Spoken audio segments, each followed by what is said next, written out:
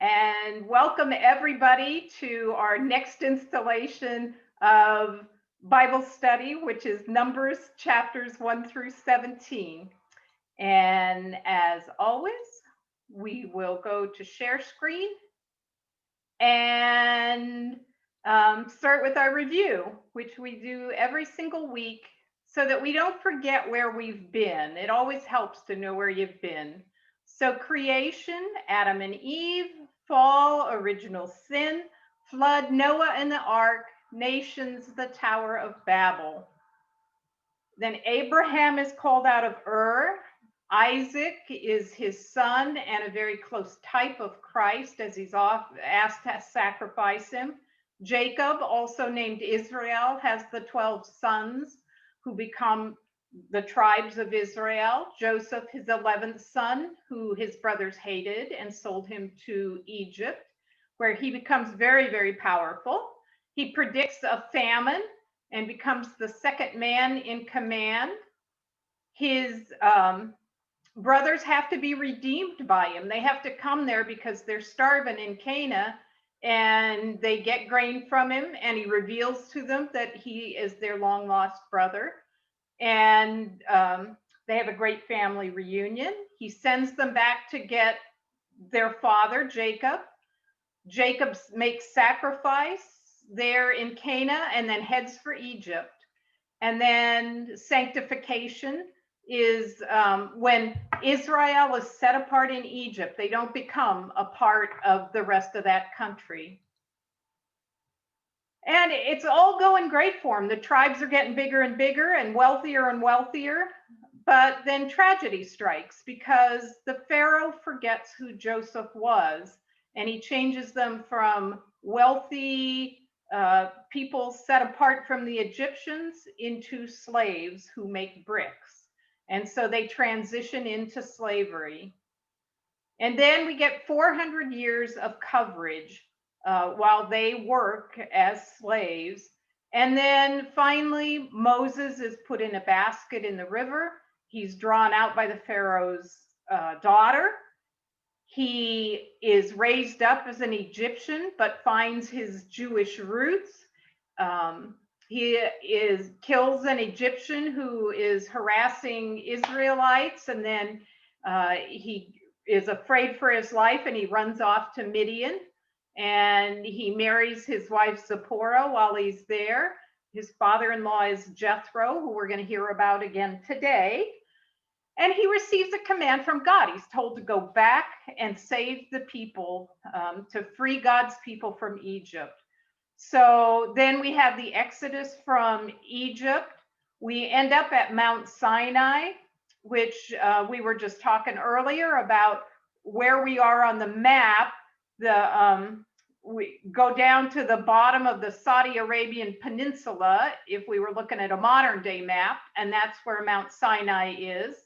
And there God makes another covenant with him. This time, remember that first there was a covenant with Adam and Eve, which was one holy couple, and then a covenant with Noah, which was one holy family. And now we get the 10 commandments and the other commandments that go with it, lesser commandments.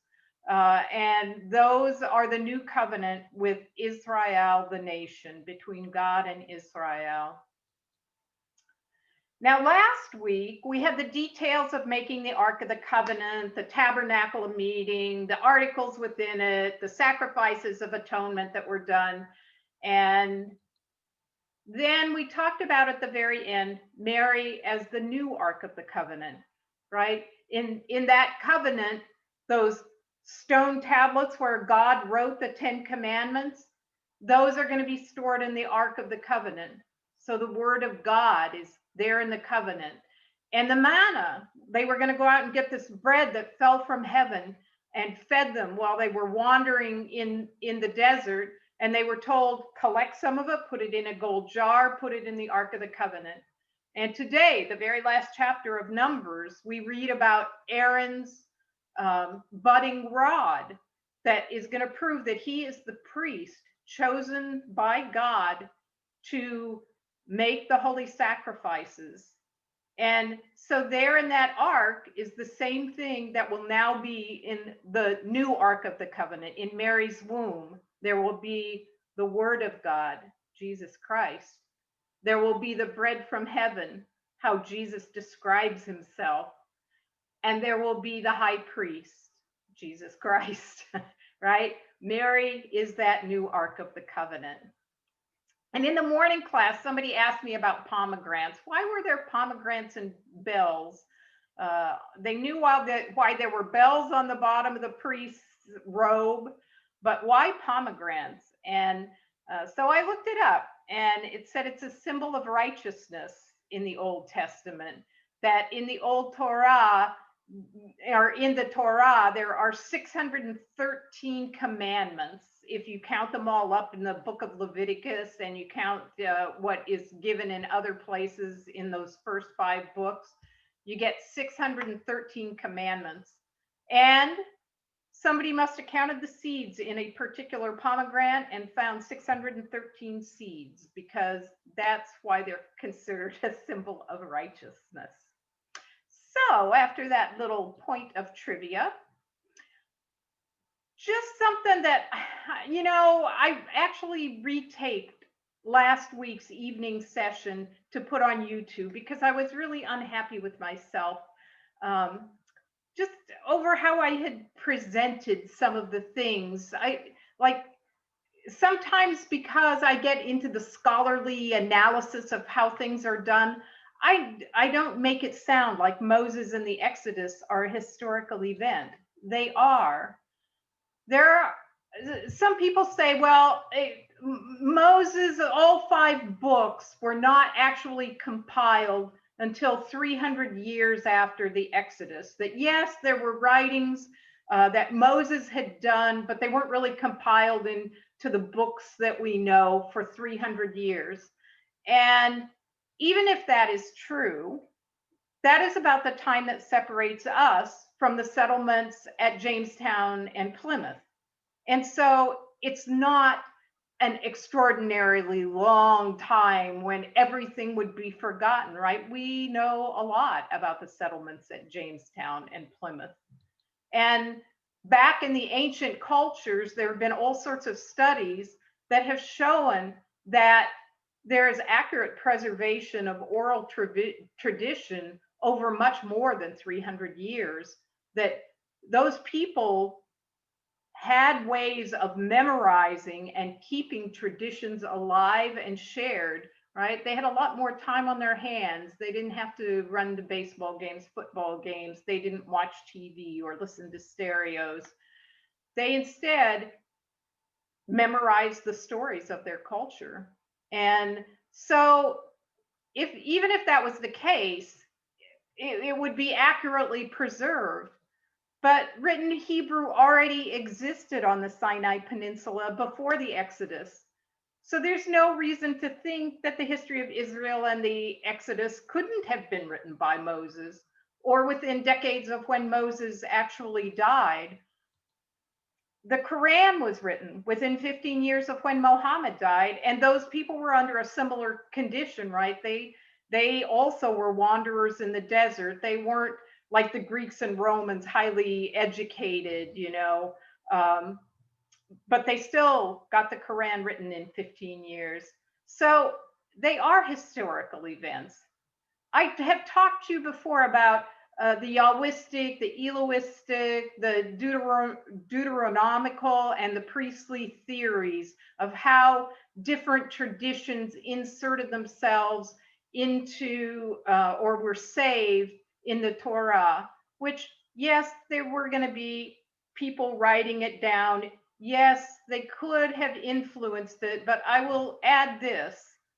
Kenneth Kitchen, who's from the University of Liverpool, an authority on ancient Middle Eastern literature and history, wrote that while one must never prefer mere orthodoxy to truth, I mean, just because it's considered the truth because it's orthodox, it's also perverse to deny that orthodox views can be true.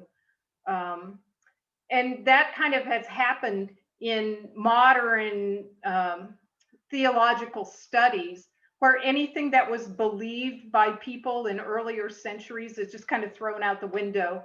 And instead, we like study, the linguistics of the Old Testament. And we say, oh, that word didn't exist in that century. It wouldn't have existed for 300-400 years. So there's no way this could have been written by Moses.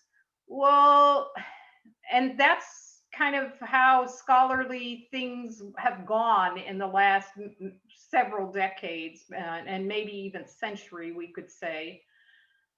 But Kenneth Kitchen also points out that we have as yet no single scrap of extant objective, i.e., we can't go pick up any evidence that shows the existence or the history of any Yahwistic, Elohistic, Deuteronomic, or priestly theories. There's no, it's like saying, oh, this book was written by copying another book. And you say, well, where's the other book? And you say, well, we don't really have a copy of the other book, but I can tell by the language here, there must have been another source. We're going to get in this in the New Testament too. And so a lot of the discrepancies that occur, they could be discrepancies from eyewitnesses' accounts too. I just want you to know both sides of those stories. Modern day scholars are the ones who use these initials in these theories. And it's no different. I mean, I love this painting of these rabbis arguing over what's in the Torah and what's in the Old Testament. It's very much the same these days within all the different colleges of Christianity, Judaism, even to an extent Islam. The Torah is not a myth constructed during Israel's Babylonian exile. I write that because, again, in one of the documents that I was checking in, it actually made it sound like this whole thing is a myth. And over here, we've got the 10 Commandments written on a parchment. And this would be the Book of the Covenant, these chapters out of Exodus. But Kitchen points out that the form and structures of the treaties between kings, or the form and structure of this covenant, these laws that were written in the Torah, are the same form and structures as the treaties that kings wrote back in 1500 to 1000 BC. That's the time of Moses. Those kind of covenants were not drawn up later, like when Israel was in its Babylonian exile. So this covenant comes from Moses's time. The point is that the creator and the sustainer of the universe really did make a promise to Abraham to give him a land flowing with milk and honey. And he really did require that Moses and his people be obedient to very specific and rigorous codes of righteousness, right? He is trying to tame them. He's trying to bring them out of this rabid dog type society. The violence of the Old Testament does make us uncomfortable. It still makes me uncomfortable sometimes when I'm reading it, even though I know what to expect. But there was no great power back in Moses's time. There was no great Rome at that time. There was no great Greek city. There was no armies or policemen there to keep peace. And so it was a vicious, chaotic environment. Thoughts or acts of peace could have no meaning back then. But Israel had to survive and know its God know its God in order to fulfill Yahweh's plan to bring Jesus Christ into the world, right? All of this Old Testament is all leading up to God himself entering into the history of Israel. And in that violence, I mean, you can see right now, because we're in a relatively peaceful time here in the world, we can't even imagine what it would be like to be back in those vicious times. But even recently, we've seen how just a tiny thing can light off an explosion of violence. And it wasn't a tiny thing when the police uh, um, were videotaped abusing a prisoner. But right, the violence that it set off was immediately, and when governors decided not to send police in to control that, you you could see how that could spread, how it could become chaotic, especially if there was just no police force at all left. And that, multiply that by about 2,000 times, and that was what it was like to live back in the time of Moses. So now into the book of Numbers. Numbers itself was named because it starts out with a census. The name of every book of the Old Testament is really the first word of that book. And so because in Hebrew, it would have started out with number, number Israel, take a census of Israel, we get the book of Numbers. So he tells Moses to go count everybody except the Levites. This picture right here is when I happened to go to Germany to a World Youth Day where all the Catholic youth of the world gather. And I took this picture from my campsite. You can see how close together the campsites were. And as you look out here, you can try to imagine how many people there were. And censuses are notoriously incorrect. And especially the number of people gathering are notoriously incorrect. So the church leaves it to the reader to consider whether the numbers are written or exaggerated when this census is done. Were there really 600,000 some men? And then their families, when you added those together, you're probably talking 1.5 million people that were in this Exodus, and my own, and my feeling, my personal opinion is not really worth much, but I suspect that those numbers are exaggerated in order to show that Israel was a mighty power under the auspices of God. And so census gets taken. In chapter 2, God's army falls into formation. And of course, being an ex-military person, I'm retired from the Navy. When I read these things, it sounds just like you were reading military maneuvers. And I thought it was kind of cool. I just thought of presenting it this way because of the way it was presented in the Bible. Who was to the east, the north, the south, the west? Where was the Ark of the Covenant with the Levites? And then it came up looking just like a cross with God in the middle. And the other thing I loved was that Judah was to the east, the tribe of Judah, along with Issachar and Zebulun. And of course, where are we expecting Christ to come from when he comes again in his second coming? From the east. And where was he when they were marching through the desert? Judah, he was there in his past generations, there on the east side of the Ark of the Covenant. So that's how they would have lined up to march off into the desert. In chapter 3, we hear about the priests and the priest laborers. The only ones who are to make sacrifice before God are the sons of Aaron and his sons. And his sons are Nadab, Abihu, Eleazar, and Ithamar. And I love this little picture over here. It shows the family tree of Aaron. Here's Eleazar down here. He's got a censer that you put incense in and then start it on fire. And we will read later in the Old Testament how Nadab and Abihu offered unholy fire and are incinerated by God.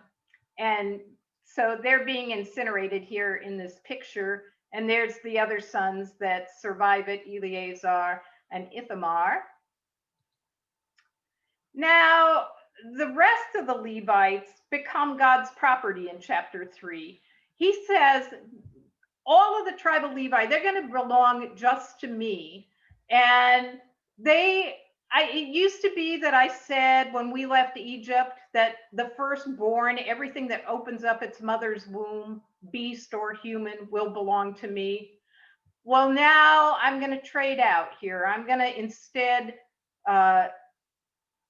claim all of the Levites, and they are going to be the ones who redeem the firstborn. No longer will I take the firstborn. So they count up all the firstborn and they count up all the Levites, and there's a difference of 73. And we learn that they are cashed out 4 shekels of silver.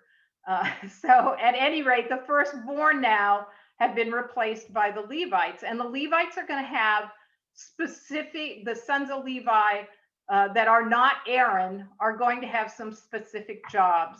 So Gershon and all of his sons are going to be carrying the tent and the court stuff. And so that's described in pretty good detail there. Kohath, he and his sons are going to carry the ark, the screen, and the furnishings. So they have the holiest of the items. They have the lampstand, they have the table for the bread of presence, they have the ark of the covenant, right? They got the things that have to be taken the most care of, though all of these things are holy and must be cared for. Merari and his sons are going to get the frames, the bars, the pillars, the bases. So now it's described. Here's how everything is going to be divided up. Who's going to have what duties? So then we get an even more exact job description and a census of the Levites. Now we're going to count them. They weren't counted in the beginning. And I love this picture by James Tissot. It is a watercolor, and he titled it Moses and Joshua Bowing Before the Ark. But now that you guys are biblical scholars, and we just studied what the high priest is wearing, you'll notice that there is the breastplate of judgment right there, which the high priest would wear. But Moses is not a high priest. And so if James Tissot had read his Old Testament, he would know that this is not Moses, it's Aaron.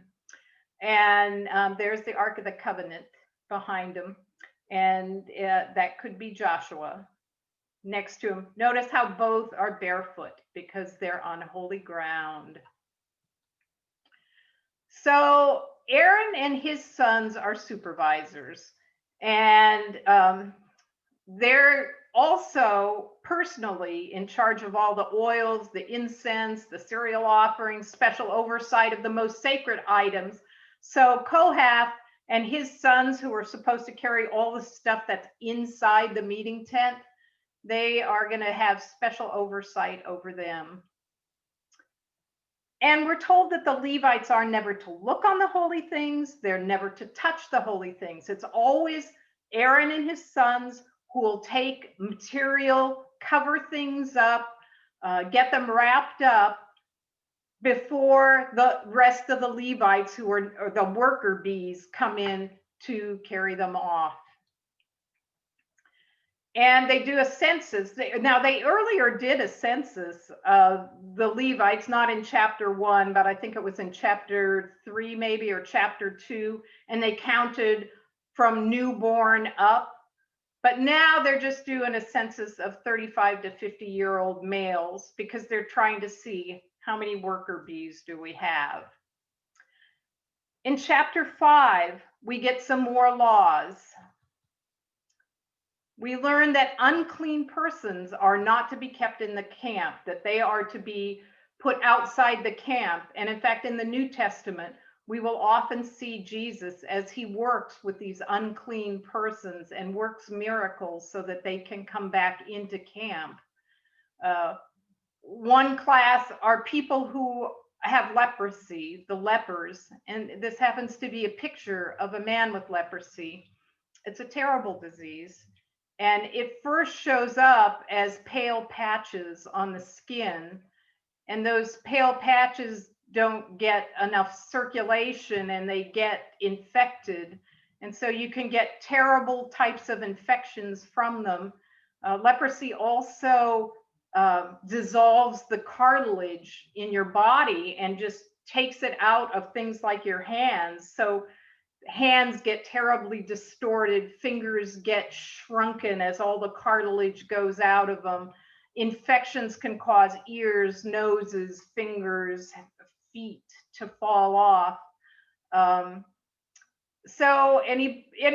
is also a contagious disease. It's not contagious like COVID is, where it's easily contagious, but it is contagious. Any type of discharge that people are having, including the blood that a woman would have in her menstrual cycle, would cause her to be put at least in the red tent, a tent that separates her, because blood is an unclean thing. Men also would be put out of the camp. Any contact with the dead, right? And it was a way of dealing with keeping healthy people alive and not others. Now, you could be allowed back in the camp after you had ritual cleaning in a number of days. Some of the people who thought they had leprosy may have just had hives or some other skin disorder that will go away, and they could go and present themselves to the priest. And if he determined truly that it was gone, they could be let back in. So that was one of the laws, dealt with unclean people and being put out of the camp. Another was about people who sinned against other people, that if they did that, they would have to confess to the priests, and then they would have to make full restitution for their sin against the other person, and they'd have to add 20%. So if you got ticked at some guy and you killed his oxen, well, you would end up giving him an oxen and maybe a calf to go with it, right? You had to add 20%, or you pay him off in shekels. And then we have the rule about the unfaithful wife or jealous husband, right? The more things change, the more they stay the same, right? Yeah. A century ago, and even today, you'll see it, where a jealous husband thinks his wife has cheated on him. He doesn't have any kind of proof that she has, but oftentimes it turns out very badly for the woman if a jealous husband thinks that, because you read about wives who are murdered, wives who are beat up, and Israel had to deal with the same thing. And so they said, well, listen, if you don't have any proof that your wife's cheating, bring her to the priest, and we'll sprinkle her with some holy water, and then we'll take some water and we'll mix some dirt from the tent of meeting inside of it. We'll call that bitter water. We'll make her take an oath before she drinks this. If she drinks it and she gets tremendously ill and can't have children, then she was guilty. If she doesn't swell up and she can't have children, then she wasn't guilty. And so they thought of their own way of keeping jealous husbands from beating up or killing unfaithful wives. The Nazarites and the priestly blessings come in chapter 6. Now, Nazarite is somebody who is set apart for God, right? There's somebody who is consecrated, and that's what consecrated means. It means set apart for God. And so if you are a man or a woman and you determine that you are going to set yourself apart for God, when you're set apart, you can't eat or drink anything produced by the grapevine. So you can't have grape juice, you can't have wine, you can't have grape jelly, you can't have anything from a grape. And you can't cut your hair. Nothing can shave off your hair, and so it's just going to grow longer and longer and longer. And you can't touch any dead bodies when you're set aside for God. And then we get rules just in case you inadvertently are sitting by somebody and they happen to keel over. Well, then you basically have to do a cleansing. You have to, none of that time that you had planned to set apart for God, the time before you came into contact with this body, it's now erased. You have to start from uh, step one. You have to make some sacrifices to atone for the sin. It's an inadvertent sin, but it's still a sin to come in contact with a dead body. So those rules are laid out and all the offerings that are going to be made. Now, that vow, it can be for a limited time or it can be for your whole lifetime. And we have some famous people who were Nazarites, some famous Nazarites from the Old Testament. Many of you, if you were my age or right around my age, will have seen the movie about Samson and Delilah. And I don't know if we're going to actually read it, if it's part of our uh, um, reading from Cavins in order to go through. And I think that it is.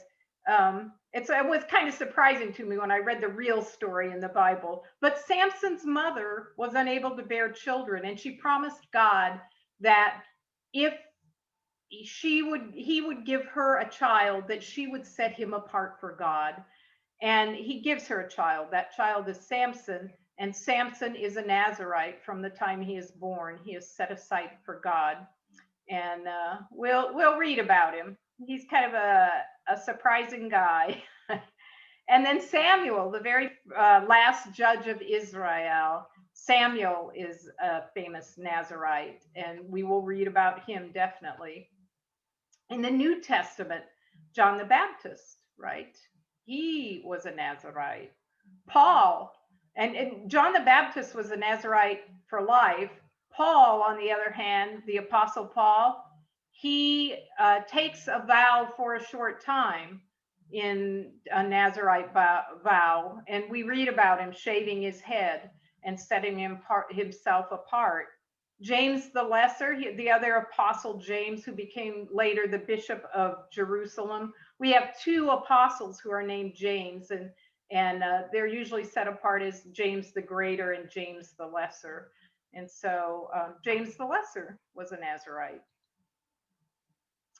The other thing that is covered in chapter 6 are priestly blessings. God says, you priests are going to be able to bless the people. And here, let me tell you the words that you will bless them with. And so you will say to them, the Lord bless and keep you. The Lord make his face to shine upon you and be gracious to you. The Lord lift up his countenance upon you and give you peace. And so those are blessings for the people. And don't they sound amazingly like the Irish blessing that songs have been written about, right? Comes right out of the Old Testament. And now you know that. In chapter 7, we get 12 days of offerings, sanctifying the altar of sacrifice there in that courtyard. We have where they're going to make the burnt offerings. And so each of the tribes of Israel is told to come and make an offering. And the first offering that they give is to go to Moses and give him 12 oxen and 6 wagons.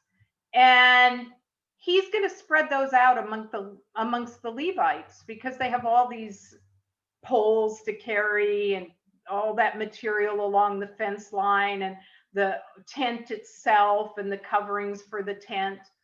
And so he spreads those out because they've got those loads to carry, but he doesn't give any to Kolath, the one whose family is going to be in charge of the most sacred items. Because remember, they're going to have to carry them as shown in this relief. They're going to have to carry them on their shoulders. So they don't get any oxen or wagons. And then each of the leaders of the tribes of Israel comes to make offerings before God. And so they're going to make cereal offerings, which are gift offerings, basically thanking God. They're going to do burnt offerings. Now, whenever they do a burnt offering, it'll always say they place their hands on the head of the bull, or they place their hands on the head of the ram. What they're doing is they're saying, this is me. You are now representing me, And so when that bull is or ram is killed, and then the meat goes up in smoke on the altar, then you yourself who've placed your hands on it are also rising up to God. So reaching up to God through the rising smoke of the burnt offering. And then they make a sin offering. All these inadvertent sins that they do, they restore their relationship with God. And so last but not least, they do a peace offering, a sacrificial meal that's shared for peaceful, friendly relationships with God's or favors bestowed from God. And so they're covering all their bases. You know, I've sinned against you, but I want to be with you. I want to give thanks to you. I want you to be peaceful with me. And each of the tribes makes their offerings. And then at the very end, we're told that God speaks to Moses from between the cherubim, right? This is the footstool of God right here. He comes down in fire at night. He comes down in cloud during the day, and he speaks with Moses face to face. In chapters 7 through 10, they're getting ready and then departing from Sinai. Now, if you go back to your map at the back of the book, we have that map that says the Exodus and desert wanderings. And you won't be able to see this on my little tiny map, but it shows right at the bottom of the Saudi Arabia's peninsula that's where Mount Sinai is. And then Tabaroth is where one particular plague is going to strike them, I do believe. Kibroth Hadava, which is just above it, is where another bad thing is going to happen to Israel. We're just about to talk about it, in fact. And then finally, they're going to go up to Kadesh Barnea, which is up here, and it's actually right below Canaan. They didn't label this land that's around the Dead Sea and the Sea of Galilee up here, but this right in here is the land of Canaan, and that's what they're going to spy out. There's an oasis at Kadesh Barnea, and you only know that if you've read the book of Deuteronomy, and then you'll know they don't name that in the book of Numbers, but that's where they are. And you'll see those names come up again when after they depart from Sinai. They'll be here in the PowerPoint presentation, and I'll try to remember to point it out on the map again. So in chapter 7, the Levites get consecrated, right? They have to shave all the hair off their body. They have to be bathed. They have to have all the different tribe leaders come and lay their hands on them. Again, right? The Levites are now becoming the workers of Aaron and his sons, and they have a very holy job. And so they're blessed by all the other tribes of Israel. And then they themselves will place their hands on the heads of the sacrifices, the burnt offerings that are going to be made. And they are going to rise up before God in that smoke. We're told in that section that anybody from 25 to 50 is going to do the manual labor. And once you get to 50, then it's time to just minister to your brothers in the tent of meeting. You're too old now to carry all this heavy stuff. And you're wise enough that you can actually minister to people in the tent of meeting. Then they keep the Passover.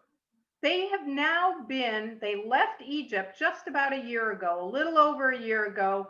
And on the anniversary of the Passover, God commanded them every year to keep it. And so they kept it. And that takes 7 days in order to keep the Passover. We're reminded that there are going to be theophanies, right? Manifestations of God as he leads them through the desert, cloud by day, fire by night, and God will be their leader. And then Yahweh tells them, I want you to make some trumpets. And in Hebrew, it would be shofar. And they will be your clarion call. There'll be that clear calling that tells you if it's time to come to the tent of meeting, if it's time to depart from camp. They'll tell you if an enemy's coming. They'll tell you if it's a day of celebration. They will tell you if a burnt offering is being made, right? That's a picture of a rabbi. Only Aaron and his sons are to blow the shofars, and they were told to make 2 of them. And that's what they look like. And then Israel departs Sinai a year and a month after leaving Egypt. And Moses asks his father-in-law to come along, right? Jethro is still with them. He's called Hobab in this case, but it's the same guy. And if he says, no, I'm not going to come along. And then Moses really kind of begs him to come along. And we will read about the Midianites. They will be allies of Israel. And that's where Jethro was from Midian. In chapters 11 through 12, they have now started on their trip, and there are complaints coming from all sides. These people, the Israelites, are whining. And there's some rabble rousers amongst them. We already read before, God provided them with manna from bread from heaven, and he gave them meat periodically, quails that came in. But now he's got guys and women who are just, oh my God, I've got to have meat. Why did you send me out here in the desert? We've got to have something. And there's a little interlude here, but eventually God is just sick of it. He does send quail, but because they were lusting after it, they are going to eat it until it comes out their nostrils, and then it's going to make them so sick that they are going to die. A plague is going to affect them. And so there's a picture of these people eating the quail and then getting sick and dying.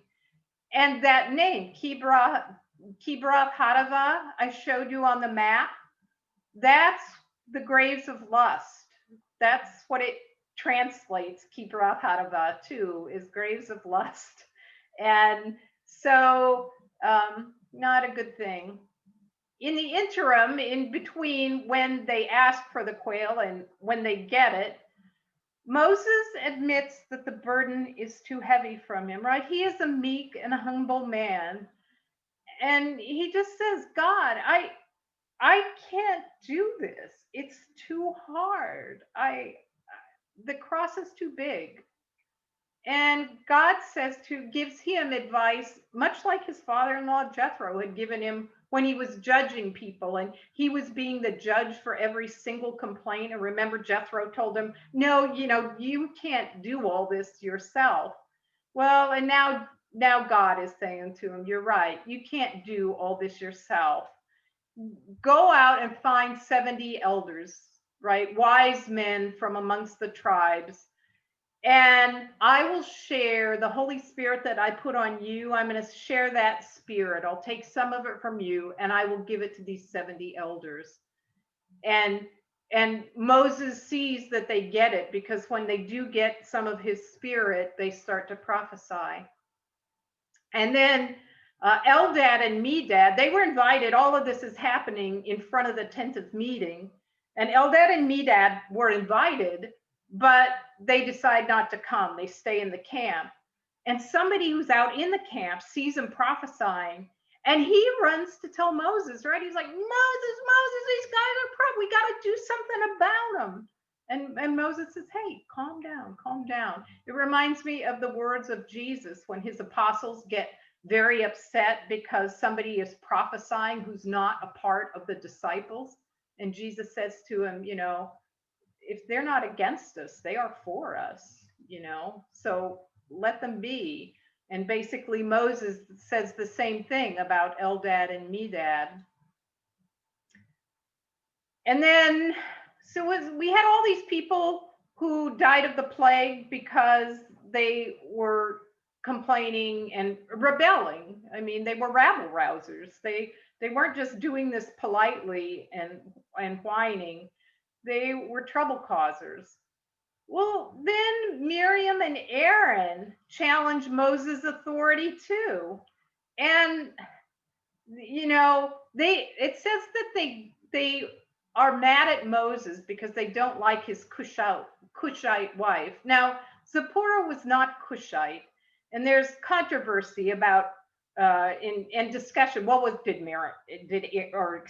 Moses? Did Moses have a second wife that was not Zipporah, that was not Jethro's daughter? Well, in the Sumerian Old Testament, the Hebrew word that they use is similar to Cushite, but it means very beautiful. And so perhaps they were trying to describe a very beautiful woman. A Cushite woman would be somebody who was from Africa. They would be a black woman. And so, at any rate, Miriam and Aaron say, well, who says that Moses is the only one that can talk to God? We talk to God too, right? We know God personally, and we can be in control. And God hears this, and he calls the three of them aside. Come to me, Moses and Miriam and Aaron.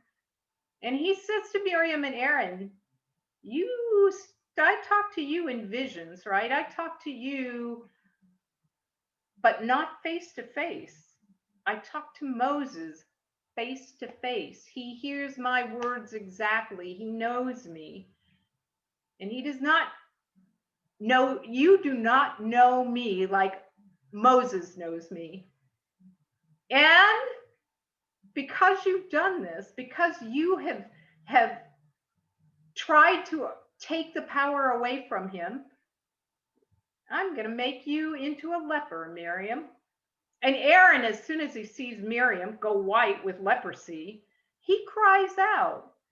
And so does Moses, right? This is the little girl who took the basket and put it in the river and watched from the side and went and asked the Pharaoh's daughter, do you want me to find a mother to give him milk? And he loves Aaron and he loves Miriam, and he doesn't want her to be leprous either.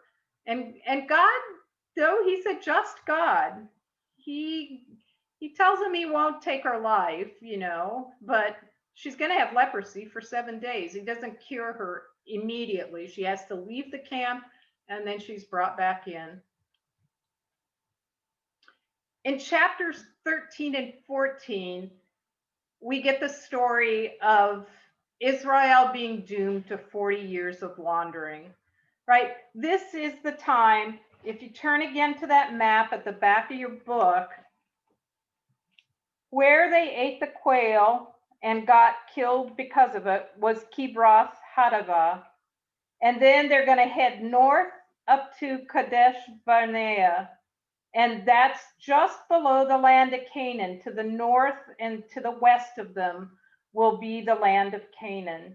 And the very bottom lake, it looks like a lake right there, that's the Dead Sea.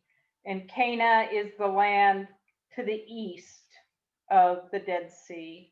And that's where the spies are going to head out to, because that's what Moses says. He says, we got to spy out this place that God's going to give us. I got to know, what are the people like? Are they strong? Are they weak? What are the cities like? Are they fortified? Is there wood there? Is the soil fertile? What do the fruits look like that are there? So he sends these 12 spies from Cana or from Kadesh Barnea, this oasis, up into Cana. And here is a great picture of, he says, bring back some of the fruit of the land. Here's a great big huge group of grapes that they get from there. And they find some pomegranates and figs, and they bring those back too. And it is a very fruitful land. And but after 40 days of spying and bringing this stuff back, 10 of the tribe's representatives say no, no, no, no, no, we can't go into this land, right? They're like, oh my, yes, it flows with milk and honey, but the cities are fortified and the people are huge and there's a ton of them and they're so strong and we can't do it. Remember back in the book of Genesis, we learned about the Nephilim, who were these sons of God who were big and strong, and these guys are like, there's the Nephilim are there, the Nephilim are there, and we were like grasshoppers compared to them. We can't do it. And Joshua and Caleb, who Joshua comes from the tribe of Benjamin and Caleb from the tribe of Issachar, and these two say, yes, we can do it, right? Don't believe that. This is God, and he loves us. He's with us. He will be with us to deal with these people. But the people rebel. They believe the other 10. And even though Joshua and Caleb try to reassure them, the people attempt to stone them. They want to kill them because they want to hire somebody to take them back to the land of Egypt, where they were slaves, right? They don't trust God, and they're not following their general's command. The army is treasonous. They're falling apart. And God is angry. He wants to start again, right? He's thinking back to the time of Noah, all the people before Noah, how, you know, they're just rebels. They won't listen. But Moses intercedes again. And he says to God, really, you brought us out of Egypt. All the people around here know that we're blessed by you, and they're watching us. They know that there's a special relationship between us and you. And if you go and kill all these people, well, what's that going to prove? It's going to make the case that you're not the real God. And God must have just been smiling, thinking, Moses, you rock. You get it. And so God decides that he is not going to destroy them. However, he's going to let them wander for 40 years, 1 year for every day that they were spying in this land. And that everybody who rebelled against him is not going to make it to the promised land. They're going to die there in the desert. They're just going to, because they're going to wander for 40 years, they're going to get old, they're going to get sick, they're going to die before they ever make it to Canaan. Except for Joshua and Caleb, because Joshua and Caleb followed God. So none of the rebels are going to enter the promised land. And the 10 chicken spies who didn't want to go and turned all the people against God, God kills them with a plague, right? Not only are they not going to make it to the promised land, they're not going to make it any further. And then something particularly unwise again happens. Moses tells the people, I've interceded for you. God has agreed just to let us wander for 40 years in the desert, but he's not going to kill all of you guys. And so then they rethink. They're like, oh man, we should have followed God's words. We should listen to Joshua and Caleb. Well, listen, Moses, we're going to head on up into Canaan and we're going to go ahead and fight and we're going to take that land, right? Well, you're not going to do it without God. And Moses tells them, not God's will. I interceded, but that's not the deal God gave, that you could go up and beat them. And he tells them, I'm not going and the ark's not going and you're not going to win. But they go anyway. And they run into these barbarian tribes of Canaanites who kick their rear ends and send them fleeing back towards Kadesh Barnea so that they can rejoin those that aren't killed. So In chapter 15, we get some more rules. We get told a lot more about offerings for holiness, that how to make them and what to make them, what to give: bulls, calves, cereal, wave offerings, burnt offerings, sin offerings. Then we're reminded that the Sabbath day is holy, and that the price that you pay, right? Here's a guy who goes out and he's gathering sticks on the Sabbath day. And so they ask Yahweh, you know, he's just gathering sticks. What's should we do with him? And God says, kill him, right? You know my rules. I have told you over and over again. I've showed you what happens when you don't follow my rules. And this one is a big one for me. I violate the Sabbath all the time. And every time I read in the Old Testament about the Sabbath, and I think about it, and I think about the ways that I've observed people following the Sabbath in beautiful ways, it's God speaking to me, telling me, Christine, you need to start keeping the Sabbath day holy. He's a merciful God, and he knows that I am not willfully doing it, but it's a rule, and it's a rule that he really is serious about, and I need to think more about. And it's so funny.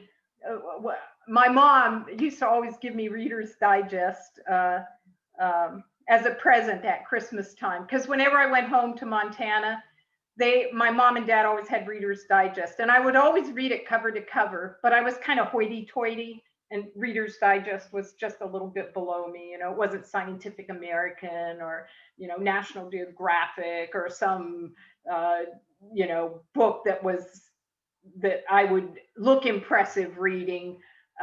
So anyway, they would give it to me as a gift because they knew I was too proud to buy it. Well, after Mom passed away, I started getting the subscriptions for Andy and I, because I like Reader's Digest. And I just noticed this month, there is an article in it about keeping the Sabbath day holy. So after I read it, I'll tell you how I like that. But that was one of the rules. And then tassels on the corners of their garments. They're supposed to put them there to remind them to do the commandments and to be holy to God. And just imagine if I found the corners of all my garments and sewed tassels on them. And then I would think about it, that, I have a God and he's given me rules and I need to live by them. Well, here's some more people who don't, they got rules about tassels now, but Korah, Dathan, and Abiram revolt. And Korah is the grandson of Kohath, who's one of the Levites, who's actually, his family's in charge of the holy things, carrying the holy things. And right, they're not sons of Aaron, so they can't they can't look at holy things directly. They can't see the Ark of the Covenant, but they're going to carry it, and they're going to carry the lamp and the table of presence and all those other very holy items. But Korah and his friends, young friends, Dathan and Abiram, they say to Moses, you have gone too far, for all the congregation are holy, every one of them, and the Lord is among them. Why then do you exalt yourselves above the assembly of the Lord? Right? This is kind of a rerun of Aaron and Miriam when they decide they're going to usurp Moses' power. But now these young bucks are saying, hey, we are the equal of you old men, Aaron and Moses, and we're just as holy as you are, and you can't hold yourselves above us. And so Moses says to Korah, will you bring you and you young buck, you young Levites, you come before the meeting tent and you bring censers, which are the containers that you put incense in, and we'll light those, and we'll see if God wants you, who are not priests, to offer incense to him. And he tells Dathan and Abiram to come also to the meeting tent, but they just openly defy him, right? They're grandsons of Reuben, and they're not from the family of Levite even. And they are like, no, we're not gonna do it. We're not coming there. We'll stay in our camp. And so then Moses has ordered them to do this. They've stayed in camp. And he makes a little statement. He says, right, if you three, if I'm not really supposed to be in charge, then this is what'll happen. You'll just die normal deaths, you know. However, if really God is on my side, if I am the one who's in command, then you will die an unnatural death. The earth will open up and you will be dropped alive into Sheol. And that Sheol is hell. And here's a great little picture. You know, I love art, of Korah, Dathan, and Abiram dropping into Sheol. The earth opens up and swallows them, along with all their belongings and their family and their men servants into Sheol. And all the other guys that were with Korah, 250 of them, who were Levites, who were not sons of Aaron's, but took their censers up there and lit their incense on fire, God incinerated them. And so that was not a very happy ending. Once again, and I, as a military person, I understand this, right? When you have a fighting force, there can only be one person in command of that fighting force. And all of you who are underneath him, you follow the chain of command, right? Because if you don't do that, you're never going to win the war. And we here on earth are at war with Satan. And God has given us leaders to help us fight this war. And you can't just have young bucks come out who are, like first class petty officers or third class petty officers, I should say, and say, I'm going to be in charge, right? If you did that, your ship would sink. So God teaches them a little lesson about the military. And then the next day, right, a day goes by, and the people come and they're mad at Moses and Aaron because people of Israel have been killed. And so a bunch of them died by the plague.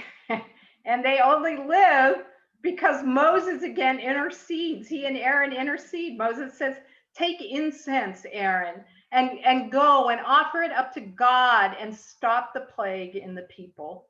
And so he does, but not before a lot of people die. Once again, God has a plan, and he is trying to get these people to execute his plan, and he is teaching them how to be a fighting force for God. In our last chapter, Aaron's rod blossoms. Right, they're having all these problems with chain of command. Who is in command? And God says, I'll show you who's going to be in command. Every one of you tribes, leaders of your tribes, take your rod, write your name on it. We're going to take all the rods into the tent of meeting, leave them overnight, and the rod that blossoms is the one I have chosen to be the head priest.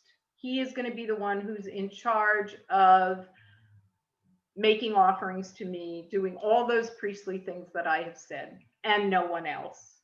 And so they take their rods, they put them in the meeting tent, and sure enough, it's Aaron's name. Notice it's Aaron's name, not Moses, that goes on there. They're both from the family of Levi, but Aaron's name is put on the rod. And God will show Israel. And Aaron's rod does sprout. It puts forth buds, it puts forth blossoms, it bears ripe olives. he is the high priest.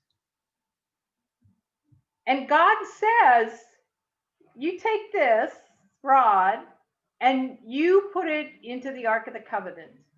And right, it couldn't have been as big as this little drawing, as long as this drawing, because it's got to fit into the ark. And again, Jesus is going to be the high priest of God, and he is going to be in the new Ark of the Covenant in Mary as the high priest. And we will remember that because the old Ark of the Covenant will hold this blooming rod. So there we have it. We're through chapter 17. And for next week, we got the rest of the Numbers to read. And some of it's pretty tough reading. I'll give you my picks again for the most interesting and important chapters. And I gave you a couple other short readings to do too. Chapter 6, verses 4 through 9, and chapter 11, verses 13 through 21. And I just want you to read them because remember we talked about the tefillin, the square box that Orthodox Jews wear on their head and their arm, and it has 4 compartments. And earlier in Exodus, we saw 2 of the prayers that go in 2 of those compartments.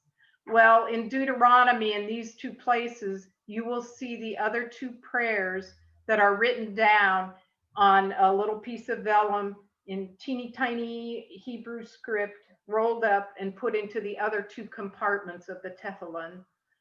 And then in chapter 34, it describes the death of Moses. And I just think it's such a touching chapter that I love to read it. So I thought, even though it's not on Kevin's reading list, I would give it to you. So that wraps up Numbers 1 through 17. And I will stop recording here.